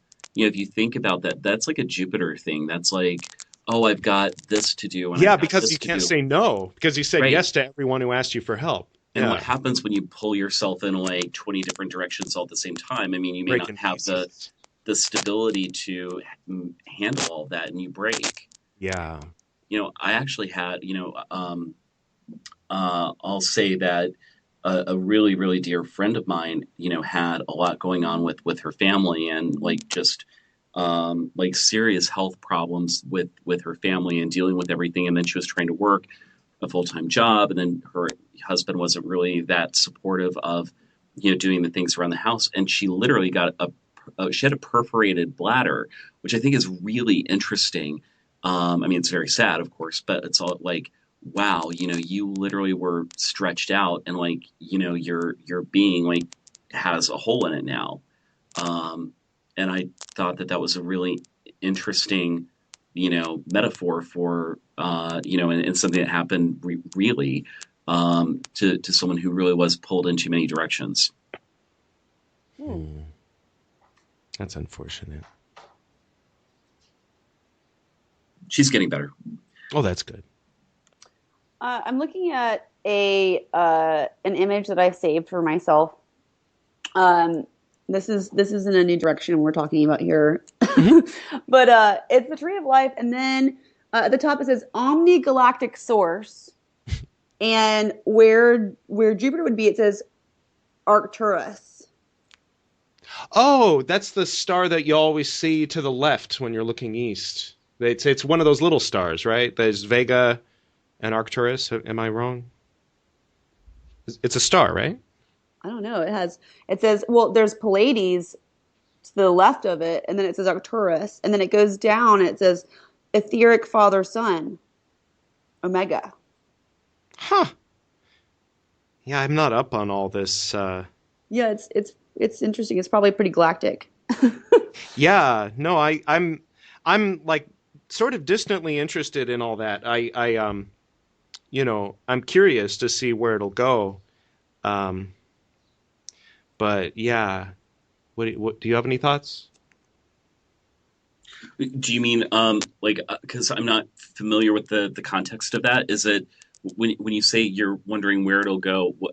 Can you talk a little bit about? Just the whole galactic thing. I'm not. Oh, I'm hearing. Oh, you mean like aliens? No, like the people that say I'm channeling. I'm from the Sirius system. I'm from the Pleiades system. You find out your star, and then you can channel your star, and so these people are channeling stars and stuff like that. And so she was talking about a Tree of Life diagram where they have Arcturus corresponding to Chesed and the Pleiades next to it, and the galactic Omni something rather in the supernals.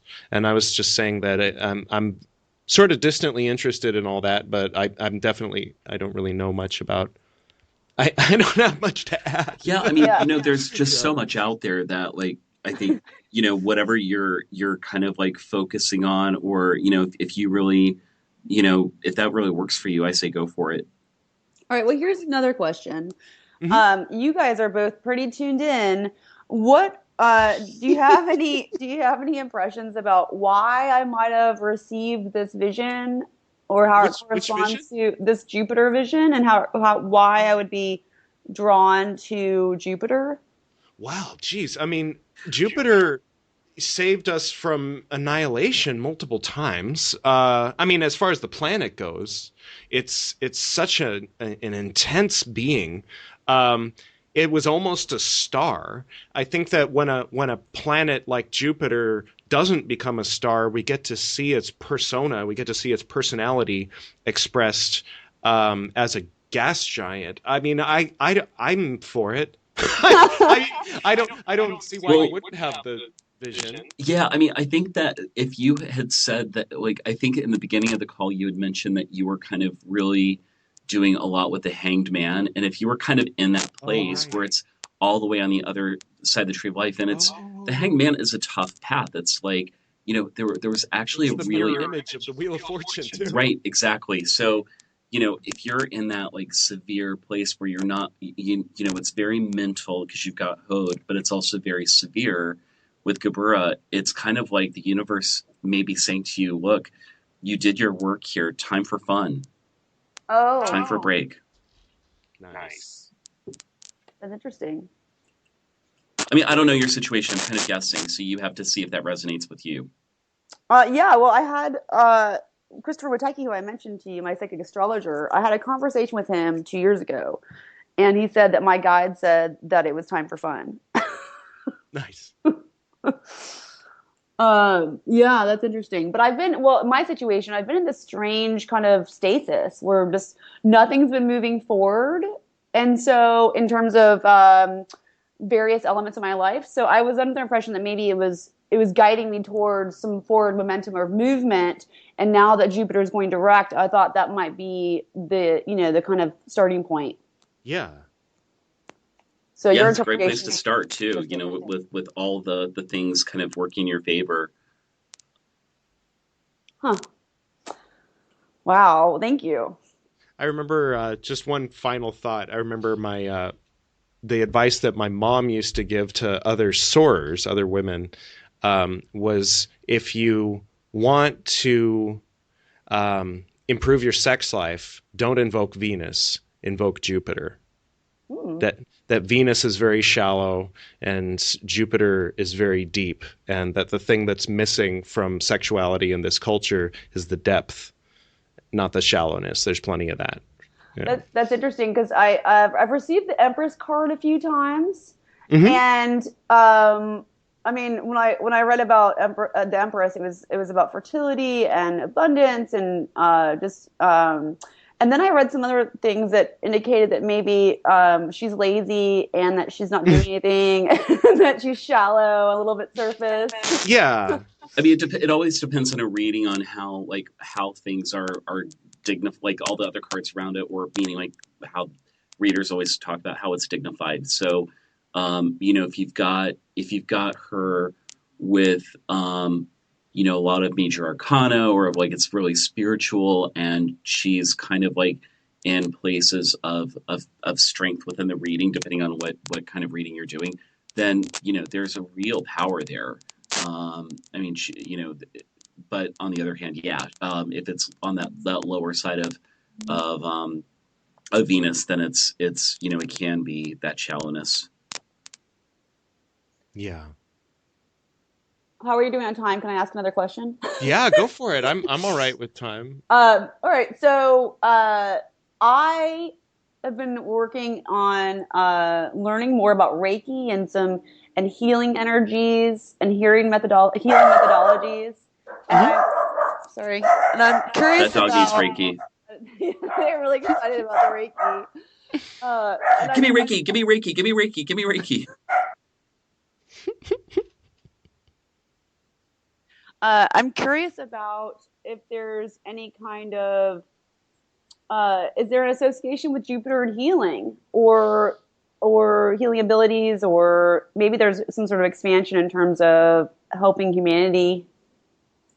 Actually, I heard that there was this really good book, and I think I'll have to find it and post the title. And it was used by some friends of mine, but it was called like, it was really about healing with astrology. So yeah, I think that there are things, and each of the planets have correspondences to parts of the body. So there's sometimes like you can make tinctures, basically essential oils with elements of the planet, and you can either drink them yourself or you can give them to other people.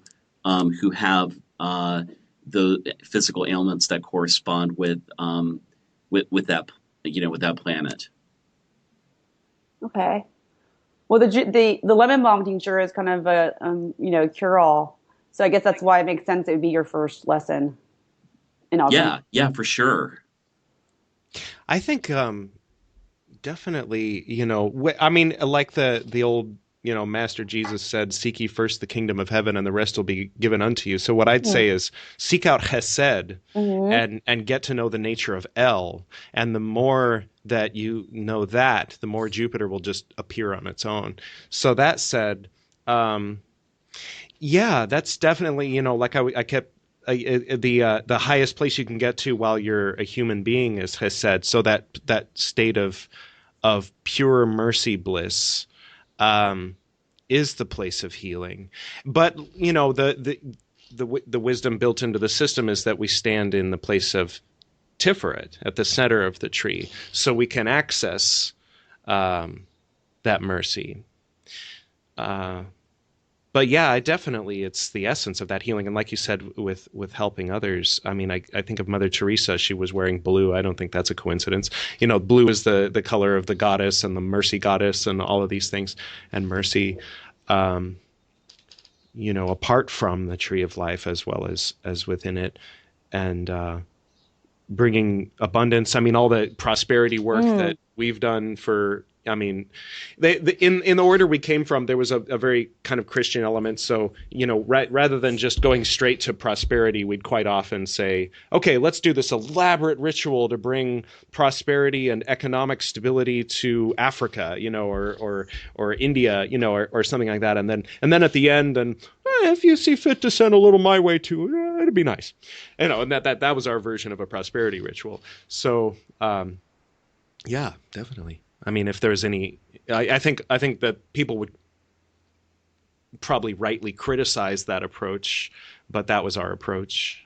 Well, I mean, I think that all the stuff that we're talking about, I mean, you can do, your intent behind it could be very selfish, which, sometimes you have to have stuff for yourself, or you can do that for other people. So, yeah, it's all good. And I think, there's kind of, I do think that it makes your life better when you help other people, but, not everyone feels that way, and that's totally fine. Whatever your path is. I would like to ask you about the Tree of Life. I feel that that I definitely need to embark on some instruction there. Where would you start if you were me? The new Golden Dawn Ritual Tarot is it's a tarot deck and a book, the Golden Dawn Ritual Tarot. It might seem like an odd place to start, but I'd skip over the intro where, they're talking about how if it's not Cicero, then it's not whatever. I mean, depending on which publication you get. But basically, as far as I know, when people talk about book tea, now there's this whole mythology that Father Christian Rosenkreutz once buried himself in a tomb for 100 years, and then they found him and he was perfectly preserved, and he was holding in his hand a scroll, and that scroll was book tea, and it had the true and accurate tarot that no one's ever seen except for people who have gone through Golden Dawn stuff. Now we know it as the Cicero deck or the Wang deck, and so as far as a published version of book tea, the only thing that I could point to is that book, the book that goes with the Cicero deck. But so if you're just learning about the I think that there's some really basic but really good books that get you through the Tree of Life. The one that I kind of, learned on first, I don't even think it's in print anymore, but it's called Paths of Wisdom. And that kind of like walks through, it walks through the Sephirot first, which is a really good place to start. And then it kind of like goes through each of the paths, which any sort of book any good book on the tarot will also do, because the tarot cards are a really great way to, really get into the paths themselves and what they mean. and your experience of them, so that you can access those energies really, really quickly if you need to. I can't think, like, I'm trying to think of it, like, there's one that, I mean, what was on, like, the basic, like, reader list for, like, the Neophyte 110 for, like, the good basic book about, like, the Tree of Life? Well, there was the Tree of Life by Rigardi. Oh, yeah. There's an older one and a newer one. The older one is smaller. The newer one has a lot of intro by Chicken Sandra Tabitha Cicero. Well, the other thing I would recommend, there's Builders of the Addendum. They have a free thing on Sunday mornings. They're over here by me. They're like a mile from where I'm sitting right now. So if you were ever interested or in the area, the Highland Park area on a Sunday morning at 11 a.m., we could go check that out. And it's like reminiscent of a Protestant service, but it's all about the Tree of Life. And they've got this big Tree of Life there. They'll give a sermon about one of the tarot cards and how it connects to the Tree of Life. Which reminds me, the Book of Tokens is kind of one of their, I guess, holy books. It's a bunch of poetry written by their founder, who was an adept in the original Golden Dawn. He basically worked the Golden Dawn system, got through it, and he was also doing yoga. And then he put together Builders of the Addendum as his own kind of nuanced, digested expression of the Golden Dawn symbolism. But it's very beautiful poetry, and you can kind of get into it. Yeah, those are some good places to start, I think. Thank you. Yeah. It's really helpful. All right. I'm just going to take advantage of my time here with you. Yeah. Go for it. So this is kind of funny. I didn't think about using the tarot as being a psychic experience. And then I started learning about energy vortices, and I've gone to a few, and they have kind of different energies. And it led me to, I kind of asked my cards about what I might have garnered from the experience of visiting a vortex. Mm-hmm. And I got the Page of Cups. And so I thought, well, that's interesting. And then I did some reading, and I read that you can gain psychic experience or psychic abilities from visiting a vortex. Mm-hmm. And so I'm kind of curious about what your thoughts are on the influence of these energies just here on our own planet. Do you have any opinions on that, or how it affects you, or what you might gain from it?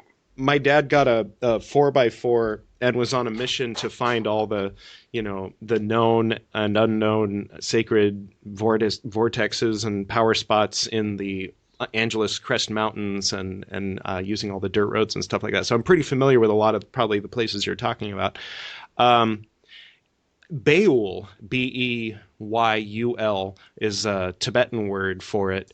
And they have a very developed and nuanced system explaining that. Or I think that, in other words, there isn't really a whole lot in Golden Dawn that goes into that phenomenon. But you can practice Golden Dawn magic in a power spot, and depending on the entities there, they might either get annoyed or get into it. But the what he was doing was he was grafting the Tibetan concept of the sacred places for meditation onto, these mountains, and surely there were places where Native Americans were going. Not only that, but places that are naturally predisposed to have these energy vortices. And there was an experience I had, oddly, it was after watching Jacob's Ladder in the theater in the 90s, where I realized I could wiggle my ears in a certain way. And I had never done it before, and it was a muscle I had never used before. And ever since then, I've been able to do it. So similarly, if someone goes to a power spot and feels nothing, then they feel nothing. Someone else might go to a power spot and say, "Oh, wow, I feel something. I've never felt this before." And then they've developed a subtle level of perception that they didn't have before. Maybe like being able to recognize a face. Once you've met someone, shook their hand, looked their name, then you'll be able to recognize them again when you see them in a crowd. So like that's one answer to the question that was asked in a previous episode that I didn't answer very well. Why do we get to know the Qliphoth? Is so you can recognize them when they're in front of you. You know. That's funny because I went to Sedona, and there's 3 or so there, and when I arrived in the region of Bell Rock, I felt it very strongly. And I mentioned this to my friend, and he said, "Well, that's interesting because it's a subtle energy. So if you're feeling it, you must be sensitive to it." And I think that I have become sensitive to it. Yeah, or maybe even tuned into that particular energy. Well, I've now I'm doing a little tour. I went to Sedona 2 weeks ago, and then I went to Mexico. I went to Puerto Vallarta and San Pancho. Mm-hmm. And then on the way to Sunnyvale, I stopped in Pismo Beach because there's supposed to be another vortex there. I didn't really feel anything there, but in the other locations, I definitely did. So that's interesting. All right, here's something else for you. Mm-hmm. I've been receiving cards associated with white buffalo calf woman. You mentioned Native American visits to the vortices, and so I'm bringing this up because it reminded me.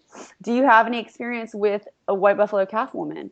No, but I know that there's people in my family on my wife's side that do, that I've been trying to get to come on to the podcast. I wrote Native American on the description at one point, but we haven't actually gotten into anything Native American yet. I don't think so. I mean, I think this episode is actually, we've talked more Native American than in all the previous episodes combined. I wish I did, but alas, I don't. Well, I will be eagerly anticipating that podcast. Yeah. There's there's the Sweat Lodge. There's something based in Arizona. What's her name mentioned it? Shoot. Sarah Eden. There was an episode with the priestess from San Francisco. She was talking about having a background in. There's a group in Arizona, the Turtle. Something about the Turtle. Oh well. I've read that. People subscribe a lot. Basically, they subscribe Goddess Isis to all the matriarchs. So even Virgin Mary would be essentially another iteration of Goddess Isis. Maybe even entirely based on her. Yes. Yeah, so white buffalo calf woman would be the same. Right.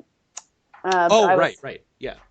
But I was kind of curious what your thoughts were on that, just because of some of the indications I've received. But I think it reminds me of Egypt. They had the sacred bull and the sacred cow there. But yeah, I mean, I feel like I'm so ignorant about that I don't want to say too much. What about you, Joe? Anything? Well, okay, so I'll tell you something silly, and I'll tell you something serious, and then I'll get to your topic. Okay. We got that scratching. Joe, I wonder if it's like a headset, like maybe you need to turn the male plug and like adjust the fitting there. Oh, okay. Are you good now? That's better. It's better. Okay, so I'm still bitter about my Sedona experience. Uh-oh. So I went there in the wintertime when I lived in Phoenix for a couple of years, and I went there. I was like, "Yeah, I'm gonna go get to the vortices. Isn't this awesome?" And so I get there, and it's like the one time it like iced over like all the trails, so they actually closed them down. I couldn't even like hike up there or anything. So my entire trip, the only thing I could do was go to the I don't know if you know, like some of the listeners may know if they're old enough, but there was this horrible comedy, like this weird troupe called Shields and Yarnell, and they were kind of like these weird acrobats. And like they eventually kind of like broke up from each other, and like I think Shields, I'm gonna get this wrong, but I think that with Shields has like a jewelry shop, but it's like beads. It's a bead shop. So like I was looking at beads for like 3 days. It really sucked. I was so mad. But I'm so glad you got to go. The serious thing is though, like what the times that you get to go to those vortices. What's kind of, obviously I've never, my time and try to experience that didn't exist, but it's kind of like those rare occasions when you taste chocolate for the first time.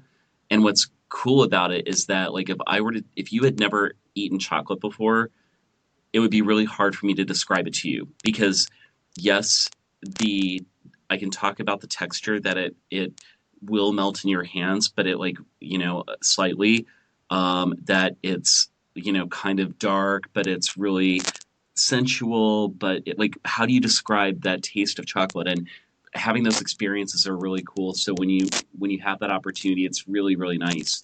And then on the ISIS thing, yeah, I'm really there with you. And it's interesting, like every mystical tradition seems to have that version of it. So Tara is kind of the Tibetan Buddhist version of Isis, if you will. And like when you start to look at the tankas, or the sort of the sacred drawings of of things, that's where you can really start to see those aspects. And I think that's sort of that universal principle of mama. Whether you had, it's kind of cool we're talking about this like right after Mother's Day, but it's like even if you have a good relationship with your mother, there's this universal, yummy, wonderful mother energy that exists in every culture. And now shut up. Okay, well, I have so much to say to that. One, when I went to Pismo Beach, there were a lot of bead shops, and I thought it was strange. Why are there so many bead shops here? So I guess there's some correlation between bead shops and vortices. I don't know. So awesome. I love that. The other thing I want to tell you is that my friend gave me, this is one of the readings I was talking to you about, but that I mentioned. My friend gave me a reading with the Ascended Master deck, and this was the reading. It was a 3-card spread, and I got Lug, I don't know how to pronounce it, but he's associated with Odin. He's a Celtic god, and the message is persistence. I also received White Buffalo Calf Woman, and the message there is peace offering. And then finally, White Tara, purification. So I feel like you just gave me a mouthful. That was very cool. Yeah. Really nice. Well, is there anything else you want to go into before we wrap up? No, I think you answered so many of my questions, and I'm very grateful. Thank you very much. Absolutely. It was fun. Yeah, it was a lot of fun. Oh, good. Yeah, if you have any questions, feel free to shoot us a note, and if we, come across anything Jupiter related, we'll send it over your way. Thank you. Certainly. If there's anything I can do to support you all in your efforts, please let me know. Just, sharing the episode will do it, because then people hear that. Some of them will say, oh, I wonder what else, if this is on this podcast, maybe there's other stuff that's interesting to me. Yeah. So, absolutely. Cool. Sounds good. Well, thank you very much for joining us on the Esoterinerd podcast today. Thank you for having me. It's nice meeting you, Courtney. You as well, Joe. I sent you a Facebook request. Please respond. Okay. All right, have a great day, guys. Okay, you too. And we'll talk soon. Okay, bye-bye. Bye-bye. Bye.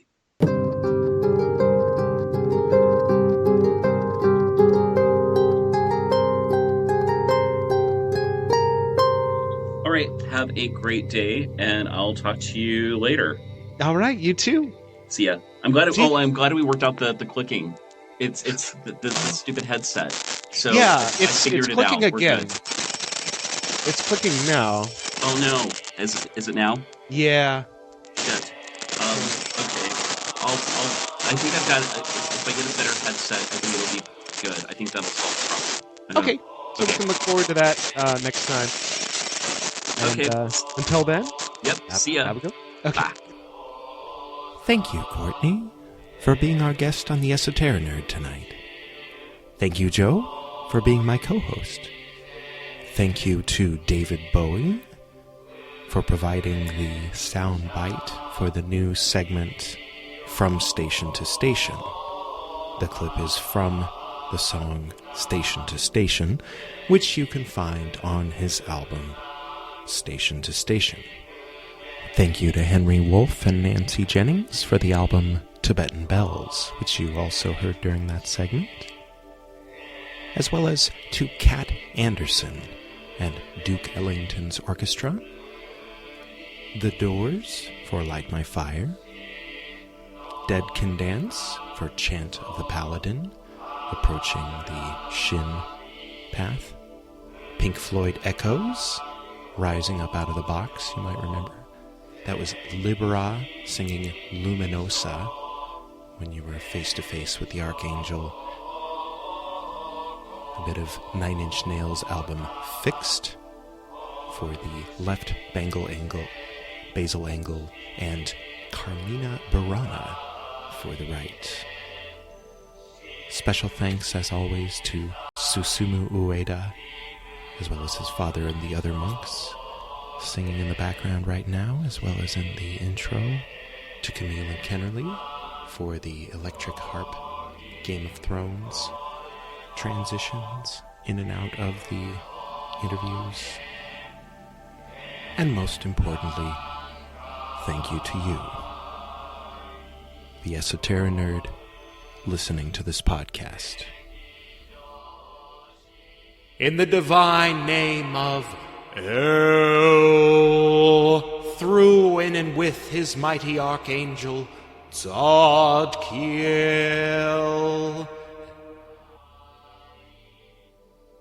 May you live long and prosper. Good night.